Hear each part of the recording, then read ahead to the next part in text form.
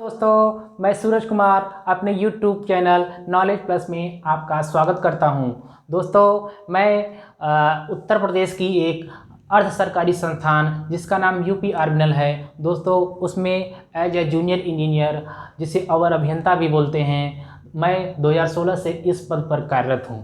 दोस्तों, मैं आप लोगों को जिस टॉपिक पर आज बात करना चाह रहा हूं दोस्तों, वह टॉपिक अत्यंत ही महत्वपूर्ण है। दोस्तों, अगर हम भारत की बात करें तो आप लोग जानते ही होंगे, भारत विश्व में क्षेत्रफल की दृष्टि से 7वां स्थान रखता है। अगर वहीं हम जनसंख्या की बात करें तो दोस्तों, भारत विश्व में जनसंख्या की दृष्टि से दूसरे स्थान पर है।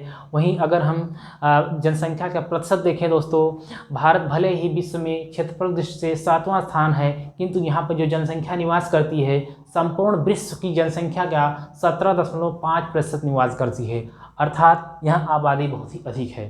दोस्तों, अगर हम क्षेत्रफल की दृष्टि से विश्व के टॉप 10 कंट्री, जो 10 मोस्ट टॉप 10 कंट्री हैं क्षेत्रफल की दृष्टि से, उनकी बात करें तो उन्हें हम एक ट्रिक के माध्यम से याद कर सकते हैं। वो ट्रिक है दोस्तों RKAC बाबा का। टॉप 10 कंट्री क्षेत्रफल की दृष्टि से बहुत ही इजीली आपको याद हो जाएगा अगर आप इस ट्रिक को थोड़ा सा मेमोराइज कर लेंगे। दोस्तों, जैसे लिख देते हैं हम RKAC, इसको ऐसे देखें दोस्तों, आर के का एक AC है, बाबा का है, वो RKAC बाबा का, RKAC बाबा का। तो दोस्तों देखेंगे, आर का मतलब रूस हुआ। इसको ऐसे देखिए, कोई RK कंपनी का AC है, वो बाबा का है, RKAC बाबा का, ऐसे ही बस। हालांकि ये बहुत ज़्यादा इंपॉर्टेंट नहीं है, लेकिन कभी कभी हो सकता है, गाय वगैरह पूछ सकता है। दोस्तों देखें, R मतलब रूस, K for Canada, A for America, C for China, B for Brazil, A for Australia,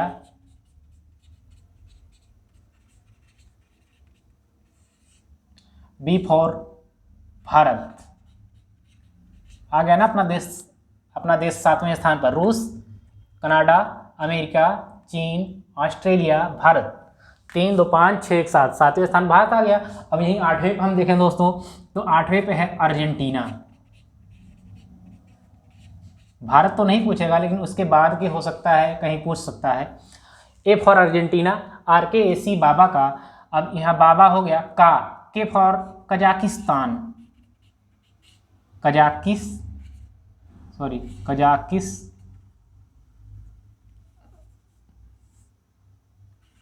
Kazakhstan.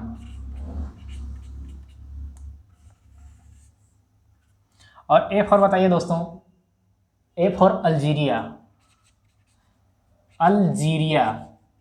Algeria का नाम बहुत कम ही लोग सुने होंगे, लेकिन जो पढ़ाई करते होंगे ढंग से वो तो जानते ही होंगे अल्जीरिया क्या है। दोस्तों, RKAC बाबा का रूस, कनाडा, अमेरिका, चीन, Brazil, Australia, Bharat, Argentina, Kazakhstan, Algeria. 9वें स्थान पर कजाकिस्तान और अल्जीरिया 10वें स्थान पर है क्षेत्रफल की दृष्टि से। चलो ठीक है दोस्तों, ये तो जनरल बातें हैं, ये बहुत ज़्यादा नहीं इम्पोर्टेंट है। अब हम इम्पोर्टेंट देखते हैं दोस्तों। भारत, आप लोग जानते होंगे दोस्तों, भारत हमारा उत्तरी गोलार्ध में स्थित है। अब ये उत्तरी गोलार्ध, दक्षिणी गोलार्ध जिनको नहीं पता है, मैं उन्हें थोड़ा सा बता देता हूँ, क्योंकि हमारे कुछ दोस्त बेसिक से भी शुरुआत कर रहे हैं। दोस्तों, 0 डिग्री भूमध्य रेखा, जिसे हम विषुवत रेखा भी बोलते हैं, ये है 0 डिग्री भूमध्य रेखा। हालांकि स्थान कम था, फिर भी हमने खींच दिया है। 0 डिग्री भूमध्य रेखा के जो उत्तर दिशा में है, वो उत्तरी गोलार्ध में माना जाएगा। वहीं 0 डिग्री, क्योंकि 0 डिग्री को भूमध्य रेखा बोलते हैं, यह पूरी पृथ्वी को 2 भागों में बांटता है, अर्थात एक भाग उत्तरी गोलार्ध हो गया, एक भाग दक्षिणी गोलार्ध हो गया। तो हमारा जो ये 0 डिग्री का रेखा है, उससे उत्तर दिशा में हमारा भारत स्थित है, इसलिए भारत उत्तरी गोलार्ध में स्थित है। अगर हम, ये तो अक्षांश के हिसाब से हो गया, अगर हम देशांतर के हिसाब से देखें, भारत कहाँ पर स्थित है दोस्तों, 0 डिग्री का देशांतर रेखा जानते होंगे, जो नॉर्थ पोल से साउथ पोल की तरफ खींचा जाता है। आगे आएगा ना, ये अक्षांश क्या होता है, देशांतर क्या रेखाएं क्या होती हैं, अक्षांश रेखाएं क्या होती हैं, सब दोस्तों मैं धीरे धीरे आप लोगों को एक के बाद एक चैप्टर, मैं आप लोगों को एक जनरल बातें आज बता रहा हूँ दोस्तों। आज पहला लेक्चर ऐसे मैं ले रहा हूँ, बाकी आपको जियोग्राफी यहाँ पर दोस्तों बहुत ही अच्छे ढंग से पूरी लय में, अब पूरा लेक्चर से शुरू करके सब कुछ दोस्तों Indian geography, world geography, mapping सब कुछ पढ़ाया जाएगा, लेकिन धीरे धीरे। दोस्तों ये मेरा पहला वीडियो था, तो मैं ऐसे ही जनरल इसको कुछ ऐसे ही इंटरेस्टिंग बनाने के लिए मैंने ऐसा किया। अब देखते हैं दोस्तों, ये हमारा ये भारत जो है उत्तरी गोलार्ध में, और देशांतर के हिसाब से देखें तो चूँकि 0 डिग्री का जो देशांतर रेखा होती है वो लंदन के ग्रीनविच नामक स्थान से होकर गुजरती है, तो उसके लिहाज से हमारा जो भारत है वो पूर्व दिशा में है। तो हमारा भारत उत्तर पूर्व दिशा में स्थित है। उत्तर मतलब देशांतर के हिसाब से, अक्षांश के हिसाब से उत्तर हुआ, और देशांतर के हिसाब से पूर्व दिशा हुआ, अर्थात हमारा भारत उत्तर पूर्व दिशा में स्थित है। अब हम भारत के एक दूसरी बिंदु पर आते हैं। दोस्तों अगर हम भारत की स्थलीय सीमा की बात करें तो स्थलीय सीमा मतलब जहाँ पर हमारा समुद्र या तट रेखाएँ नहीं है, उस स्थलीय सीमा का विस्तार। अगर ये हमारा मान लीजिए ये गुजरात हो गया, गुजरात से कुछ ही दूरी पर यहाँ से दोस्तों मान लीजिए शुरू हुआ हमारा स्थल सीमा का विस्तार। अगर ये स्थल सीमा का हम लंबाई की बात करें दोस्तों, यहाँ तक मान लीजिए यहाँ से समुद्र स्टार्ट हो गया मान लीजिए, तो दोस्तों ये जो है हमारा स्थल सीमा का जो लंबाई होता है वो स्थलीय सीमा का विस्तार कह सकते हैं, वह 15,200 किलोमीटर का होता है। अर्थात स्थल सीमा का विस्तार हमारे भारत का 15,200 किलोमीटर। अगर हम यही दोस्तों तट रेखा या तटीय सीमा का विस्तार की बात करें तो ये प्रायद्वीपीय भारत है, आप लोग तो जानते ही होंगे प्रायद्वीपीय भारत है दोस्तों। तो प्रायद्वीपीय भारत जो कि प्रायद्वीपीय भारत का ये जो तट रेखा की जो लंबाई है ये 6100 किलोमीटर है, 6100 किलोमीटर, 6000 ये दोस्तों ये भी है, यहाँ गुजरात से लेकर ये तट रेखा पूरा है हमारा। तो ये इसकी जो पूरी लंबाई है 61 अर्थात 6100 किलोमीटर, क्योंकि दोस्तों भारत का एक अंडमान निकोबार द्वीप समूह और लक्षद्वीप ये भी भारत के अभिन्न हिस्सा है। तो इनकी अगर बात करें, क्योंकि दोस्तों तट रेखा की अगर बात करेगा तो कभी कभी हो सकता है इनके तट रेखा को भी मिलाकर पूछ ले, क्योंकि ये जो हमारे अंडमान निकोबार द्वीप समूह है दोस्तों, इसमें भी तो तट रेखा पाई जाती होगी।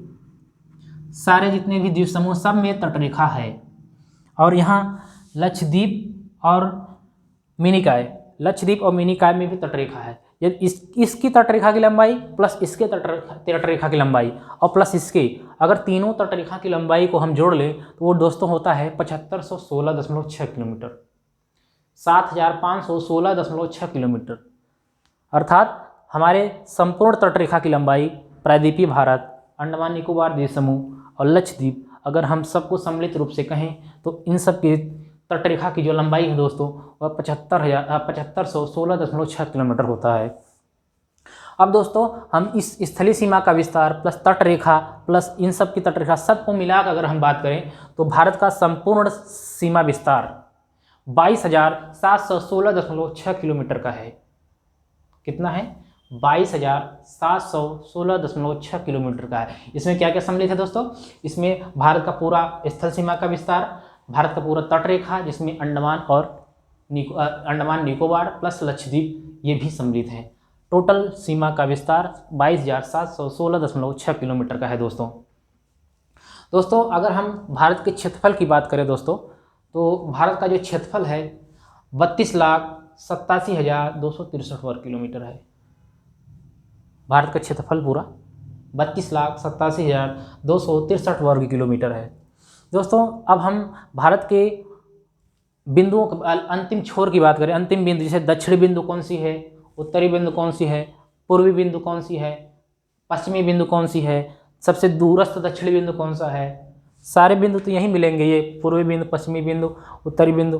किंतु ये दक्षिणी बिंदु में दो होता है दोस्तों। स्थल सीमा का दक्षिणी बिंदु अगर पूछेगा तो आपका ये कन्याकुमारी 8:04 है। कन्याकुमारी 8:04 पर स्थित है। ये दोस्तों हमसे अक्सर पूछ लेता है, कभी होता क्या है हमें ये मेमोराइज रहता है कि 8:04 भारत का दक्षिणी बिंदु है, स्थल सीमा का दक्षिणी बिंदु है, तो हम इसे याद कर लेते हैं। और गलती से पूछ लेता है भारत का सबसे दक्षिणी बिंदु कौन सा है, तो वो होता है दोस्तों हमारा ये ग्रेट निकोबार, अंडमान निकोबार द्वीप समूह का में एक है द्वीप है जिसका नाम है ग्रेट निकोबार या बृहद निकोबार। ये दोस्तों इसमें एक है इंदिरा पॉइंट, इसी पर है इंदिरा पॉइंट। ये इसको हम पिग्मेलियन पॉइंट, पार्सन पॉइंट, पिग्मेलियन तो लिखा हुआ है, मैं यहाँ पार्सन लिख देता हूँ दोस्तों, पार्सन पॉइंट। अर्थात भारत का सबसे दक्षिणी बिंदु अंडमान निकोबार द्वीप समूह के ग्रेट निकोबार में स्थित है जो 6 डिग्री 4 मिनट के उत्तरी अक्षांश में स्थित है। 6 डिग्री 4 मिनट के उत्तरी अक्षांश पे स्थित है। दोस्तों इस इंदिरा पॉइंट को हम पिग्मेलियन पॉइंट, पार्सन पॉइंट बोलते हैं। और एक बात और दोस्तों, ये तो हमारा दक्षिणी बिंदु हो गया। अगर हम उत्तरी बिंदु की बात करें तो उत्तरी बिंदु हमारा ये 37.6 मिनट उत्तरी अक्षांश है। दोस्तों इसका नाम इंदिरा कॉल है, जो कि लद्दाख में पड़ता है। इस इंदिरा कॉल और इंदिरा पॉइंट में आप लोग कन्फ्यूज मत होइएगा। अगर इंदिरा पॉइंट बोलेगा तो ग्रेट निकोबार में है, जो कि ये है ग्रेट निकोबार में 6.4 मिनट, और इंदिरा कॉल बोलेगा तो दोस्तों 37.6 मिनट लद्दाख में स्थित है। इसको आप लोग थोड़ा ध्यान से, इंदिरा पॉइंट और इंदिरा कॉल में कन्फ्यूज मत होइएगा। इंदिरा पॉइंट, इंदिरा कॉल अलग अलग हैं, एक 6.4 मिनट है और दूसरा 37.6 मिनट है।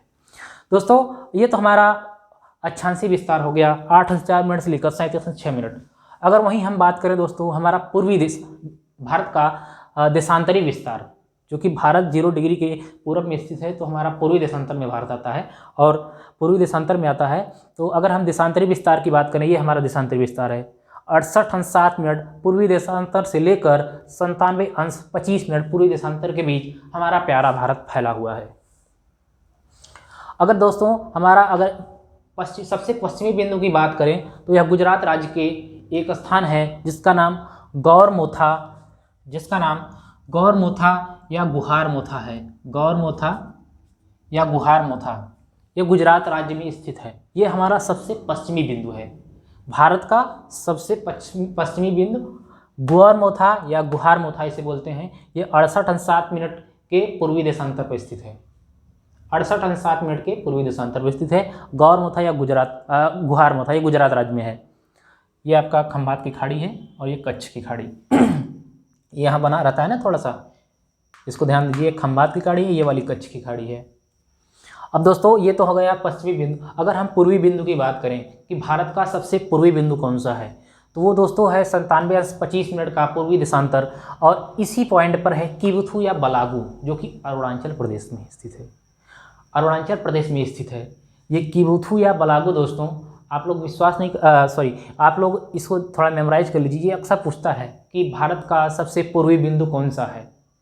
अक्सर चाहे लेखपाल का परीक्षा, पुलिस, यूपी